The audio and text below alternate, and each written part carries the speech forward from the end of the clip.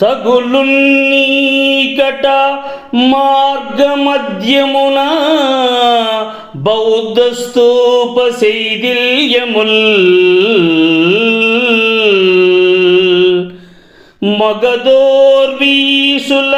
రానివాసములు లీలాబర్మ హర్మ్యావలుల్ జగముల్ మెచ్చిన శాక్య సింహుని అహింసా సూక్తి మాధ్వీక నిమ్నగలం దేలిన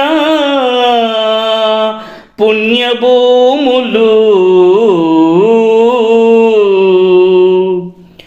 నలందా పాటలీపుత్రముల్